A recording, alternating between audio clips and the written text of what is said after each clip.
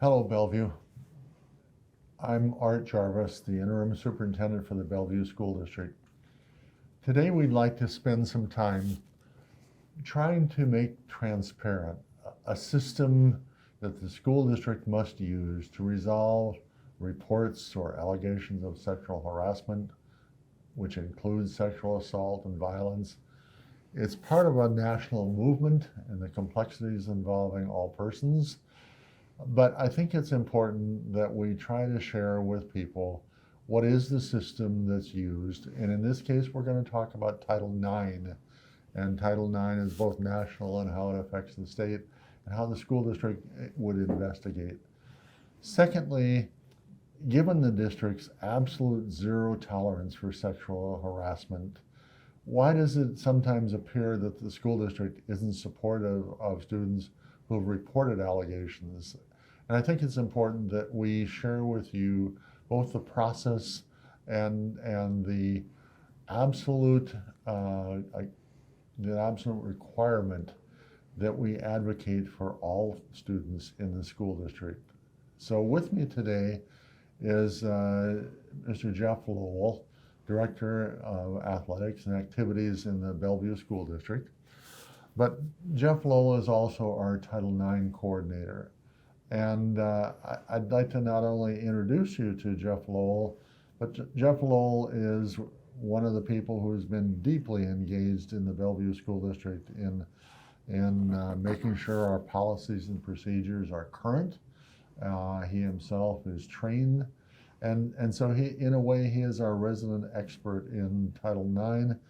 And I'd like to have a conversation with him today that we hope will provide transparency for people in the community. So I'd like to introduce Jeff Lowell. Well, thank you, Dr. Jarvis. Jeff, would you spend just a brief minute talking about Jeff Lowell and why and how you ended up as a Title IX coordinator? Sure. I'm happy to do so. This is my eighth year actually as both the district athletics and activities director and the Title IX coordinator in this district. And over the years, I've undergone a number of different trainings. I've gone through two different trainings for Title IX coordinators, specifically for Title IX coordinators. The group that I've looked to for this training is a group named ATICSA. The Association of Title IX Administrators is the name of the organization. They're very good, a broad group of experts that help not only colleges but also K-12 organizations across the country develop processes and trainings for investigators, for compliance officers or coordinators, for decision makers, all sorts of individuals who are dealing with both Title IX, with harassment, intimidation, and bullying, or with non-discrimination. And I think the reason I asked that, Jeff, is just I can tell people that I have confidence that you're well-versed in Title IX. But before I go further, answer for people, what is Title IX and why are we talking Title IX when other people are talking sexual harassment and what the school district does for sexual harassment? So what is Title IX and what's the significance in this context? Title IX is a broad-based, and as you well know, it's a broad-based gender discrimination law that was enacted back in 1972, and over the years since then, we're talking 50 years of Title IX coming up right now, that the scope of Title IX has moved from what people used to think it was, which was just to apply to access to things like sports, to take care of any type of gender discrimination in the schools. The courts have long held that sexual harassment and sexual violence and dating violence and all of those things that end up being encompassed in that definition of sexual harassment are actually protected. Individuals are protected. They have rights under Title IX, under this broad-based gender discrimination law. So in the last 3 or 4 years, there was a large movement in the federal government to really define very clearly the legal obligations of colleges and K-12 organizations across the country, and what their responsibility under this Title IX legislation is. For many, many years, there was guidance, there were letters, there was recommendations, but nothing as strong as we have now, which is very, very detailed federal legislation that helps guide what policies we have in place as a K-12 organization. And as Title IX ends up helping us write that, we also then take a look at our own RCWs and make sure that our processes also follow the nuances of Washington state law as well. So I guess the significance there for me, and my question to you, Jeff, is can you somewhat briefly describe how Title IX is implemented given concerns over something like sexual harassment? If someone had a complaint, they had felt they were abused, and they begin that process, what happens? Where does it really take care of the issue? A report that comes into a school, comes into any individual actually who has the ability to forward that complaint, it comes to my office, and we end up determining what type of response it needs to take place. There is part of the Title IX legislation now is a very, very strict definition of sexual harassment and a resolution process under the federal legislation. The Washington state law for sexual harassment is not quite as stringent, is I think probably the easiest word to use. And so the determination is whether or not a complaint as it comes in is a full Title IX complaint, or if it is a complaint under our own policy, so that we can resolve an allegation of sexual harassment and make sure that students are safe that way.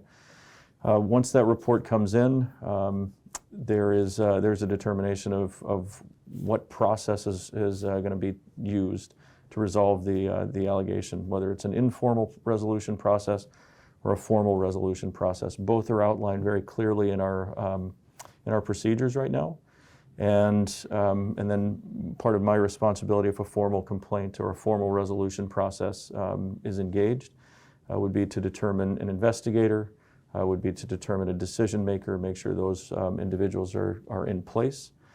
And that's one of the major protections under Title IX legislation right now, is to make sure that one individual is not taking a complaint, investigating a complaint, and then trying to make a decision about a resolution in the complaint also. So it's actually splitting responsibilities to make sure that there is an unbiased view of what's going on, the allegation, and then an unbiased view as to what the resolution should look like.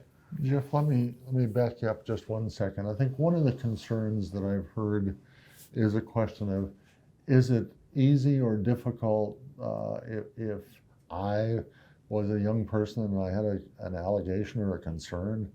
How difficult is it to make a report? Is there a way that's really I guess supportive of our kids to be able to say, there's an issue here, and how do we start this whole process? Yeah, the reports can be made multiple ways. An individual can report to an adult at the school.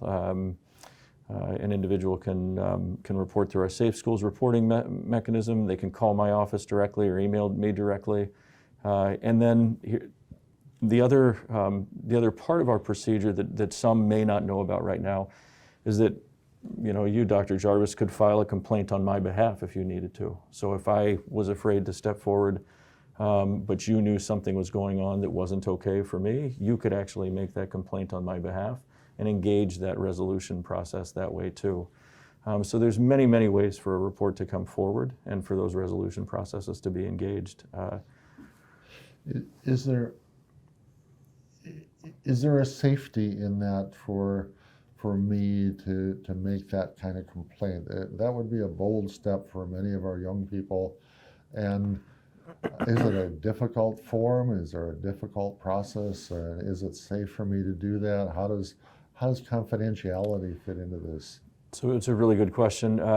The way a report can be made also, and we do receive many confidential reports, and we take that confidentiality very, very seriously. We want to work with the individual that is making the report, and especially the individual who the alleged behavior has actually impacted, to make sure that we are not doing something to make them more uncomfortable in their situation. We want to resolve whatever situation it is. So that's where the initial conversations, that initial report, the initial intake is very, very key. And making sure that a student and any individual I talk to, we lay out how that conversation should go, and make sure I work to make sure that those individuals having those conversations with students are very, very clear with them as to what their options are. And confidentiality is fine. A confidential report can be made. It does limit our ability sometimes to, and this is words in the procedure, fully respond, because we don't want to put that confidentiality at risk. What doesn't change is our obligation to the student making the report, or to whom that alleged behavior may have occurred, and making sure that we put supportive measures in place to make sure they can access their education. Well, let's take off on that piece for a second, because once the report has been made and the district has begun a process, I think there's an impression that it now falls into a deep hole which nobody will ever know what happened, and or get lost in the system, or be perhaps insensitive to what was filed, and not really get attended to. What's the protection in the system to know that that investigation is really underway, and that's substantive, and eventually that there are results to that? So how does this question of the confidentiality match up with the fact that somebody needs confidence that there's actually an investigation? So someone who has actually sent in a confidential report, or brings forward a confidential report, it doesn't absolve us of our responsibility to provide them with a written response to what it is that we're doing for them. So even if the confidential report comes forward, the individual that is helping resolve that situation for a student would still need to write to that student and potentially their family or their advocate or advisor what it is that the school is going to do, what type of measures are put in place, whether that be a safety plan, whether that be the ability to meet with a counselor and having those meetings set up, whether that be regular check-ins with an administrator, whether that be access to their friends during the day. There are many supportive measures we can put in place, and I advocate for anybody who is working with a student to put those in place, to do it in writing, and make sure that a family has that in writing, a student has that in writing, so that they are assured that everybody is on the same page as to what's being put in place for them. Let's take that then the next step. And by the next step, I think what I'm thinking about is, where are the teeth in this? Where's the substantive action in response to whatever that allegation may have been? What makes it safe for the kids? It's really a case-by-case situation. What it may take for you to feel safe could be very different than what it takes for me to feel safe. And it's really incumbent on us, as we work through these resolution processes with students, that we take a look at what an individual is bringing to us, and then end up taking a look at how the report was made, what the situation is with other students, the classes that are offered. There are many different data points that we need to take a look at to make sure that we can put a plan in place so that a student feels like they can engage in their classes, so that they can engage in their extracurricular activities. Let me play that back to you if I heard it right. Eventually we would end up with a safety plan that's really designed for me, if I'm the one that's made the allegation, and it's substantiated, and we're trying to make sure that my access to school is continuous. That's going to be tailored around me, and I will have a part in understanding what that is, and counting on the school district to help me. Yes, and it's not an absolute where a student gets to write their own safety plan. There are certain things, and based on what the report is and based on the process that's engaged, that for example, in a confidential report, there are going to be certain things that that could impact confidentiality, for example. So we'd have to make sure that the plan is tailored, but also ends up making sure that the confidentiality is kept. There are times though when a student ends up coming back and says, I'm fine, I feel okay, I feel good where I am, I don't want a safety plan. Also, there are those situations that end up crossing my desk, and we end up dealing with those with that family, and make sure that they understand that should things change, we give them the 3 or 4 or 5 ways that they could reach out to end up letting us know that we need to revisit. And that's a big part of any one of our resolution processes now, is to make sure that that any family who's going through a situation like this, any student who's going through a situation that falls under this particular realm of our control, that should things change for them, they need to reach back out and talk to us, and we can continue to work with them. Because all we want at the end of the day is for kids to be able to come to school, access their classes, access their activities, and feel good doing it. So far as I've listened, we're inside the box. We're inside the school district as we're doing the Title IX investigation and safety plan, and it's about education. When and how, there's 2 parts to it. When and where are parents involved? And secondly, when does this move into law enforcement if necessary? Can you describe how that works? Yes. Parents are, in many cases, the parent ends up becoming the advisor for the student. And so we, depending on the age of the student, the older the student, the more there's conversation about parents and getting parents involved and how they feel comfortable doing that. And the younger the student is, the quicker the parent is called, obviously. But parents are part of the process. Oftentimes, like I said, are the advisor for the student and end up walking side by side with them as they're going through this. And then law enforcement, we are mandatory reporters, and if there is a belief that a student is in danger or has been the victim of a potential criminal activity, then the responsibility is absolute, and phone call is made either to law enforcement or CPS or both. Do you ever see that as a barrier to a student reporting, or does that work in a way that the student can understand what's about to happen?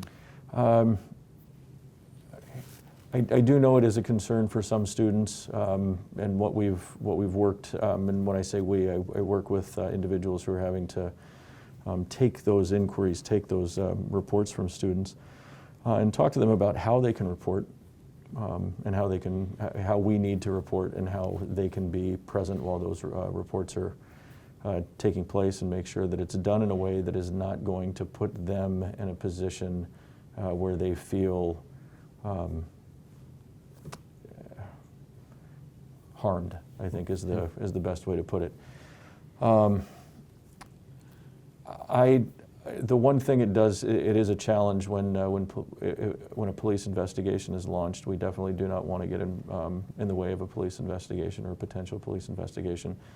But just because it's happening, it doesn't absolve us of our responsibility to work through our processes also. So even if a police or a CPS call is made, we still have the absolute obligation to work with the student to put supportive measures in place and make sure they can access their education on a daily basis. And that happens every time. And Jeff, thank you. I think you're shedding light and hopefully transparency on this process. Let me kind of switch to, I had embedded a second part in the discussion, and that is that I think on the one hand is I can say unequivocally, a school district can have no tolerance for sexual harassment.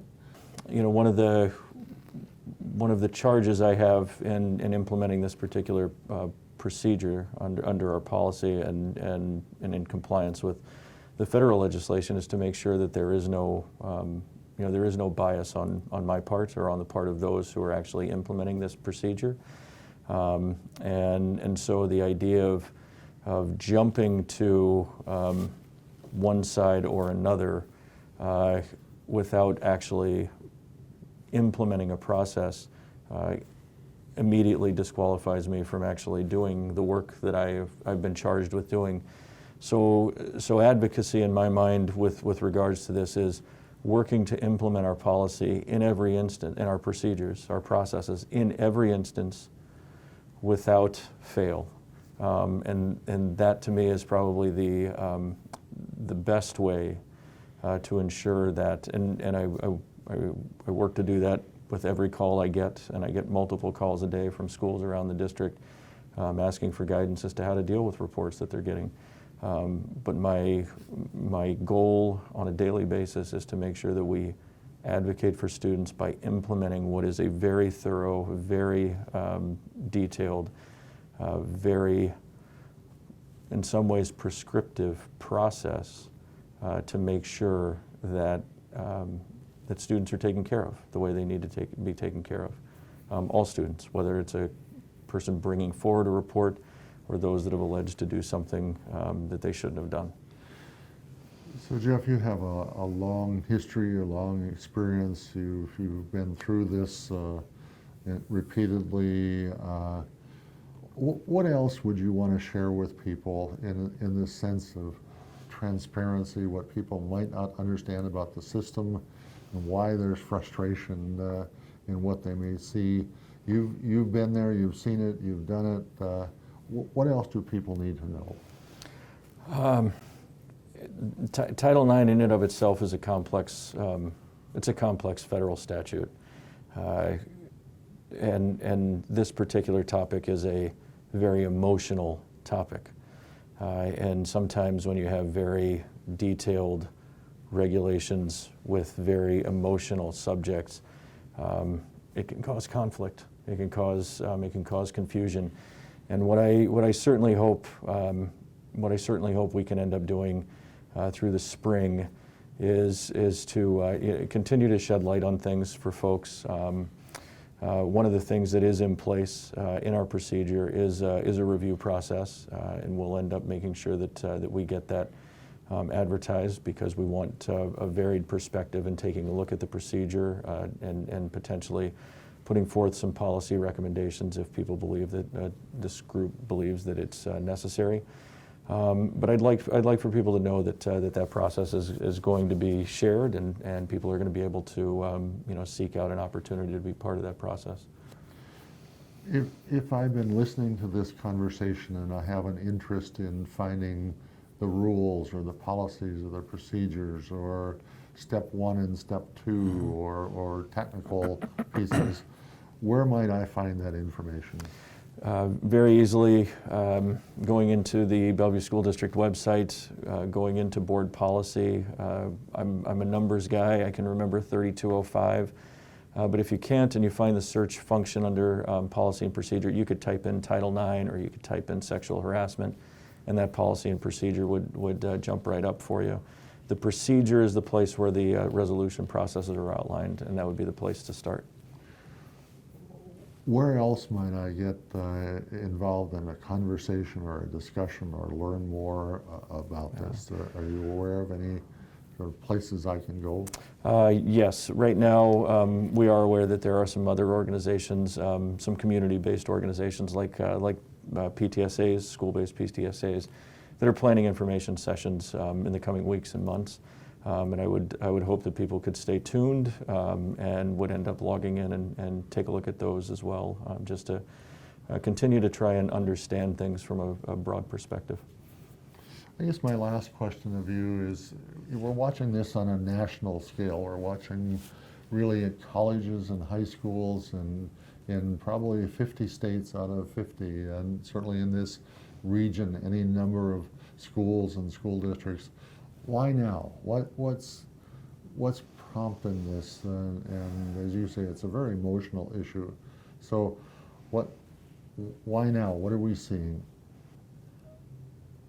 I think it's really important to recognize that that individuals in all of our communities, not only here in Washington but across the country, are finding their voice. They're asking questions. They have multiple ways to ask those questions, and they do so, and they do it loudly. What I certainly hope is that that everybody stays open to answers, and that we can work together to try and find answers for this particular community. If there are things that are left unanswered, that we can work together to find those and provide them for people. I guess as I asked that one, Jeff, for me, how do we convey to people that we do understand the sensitivity of this? We do understand the emotional impact. We understand the problem. But I think what you've done is to help share that there is a process. It's well defined. It's based in law. And it is absolutely imperative that when we're involving kids, our teenagers, that it be well done. It's going to affect their lives. It's going to affect their schooling, and that there's a place in the school district that can handle that well. And as I say that, is trying to convey confidence to people that in fact the system is not just starting and saying what should we do, but rather that we're well aware of that. I think I would just close, Jeff, with any other thoughts that you would care to share with either the young people or the parents or community in its breadth. One, thank you for having me here today. I appreciate the opportunity to share.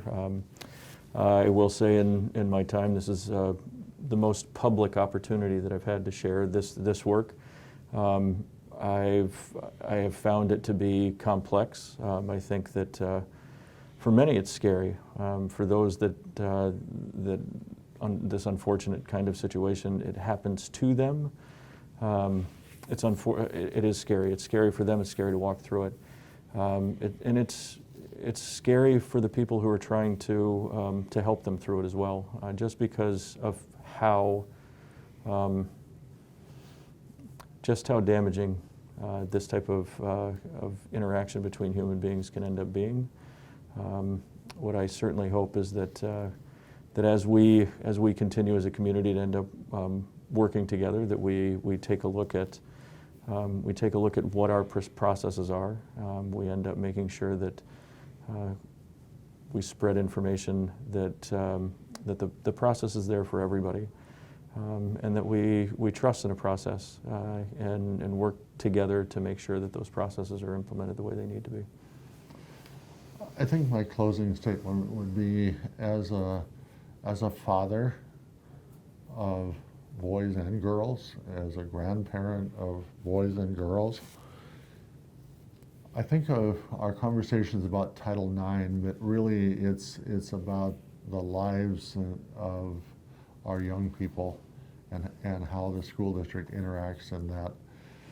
I've been in this career long enough to have watched Title IX make a huge difference in activities and athletics, from opportunities, from access. I've watched the changes in our young people going on to colleges with entrance to law or medicine or places that used to be closed to them and now have made improvements on the gender. But I don't think Title IX is done. I think Title IX is continuing to tackle things of wage equivalency, earnings, and I think the topic we're talking about today is one that my own answer to the question I asked you earlier, Jeff, is that the whole issue of sexual harassment and the form it takes with young people in our schools and in our community is difficult. It's complex. It's very emotional, and it is hitting I think its own time to be recognized in the school systems and to make sure that our process is there. And I think I just close with the thank you, Jeff, for sharing that there is a strident and strong process. It is fair, but it's in place and ready to work through the situations, as complex as they may be. Very much And so. on that note, I would say thank you to everyone for staying with us. Thank you.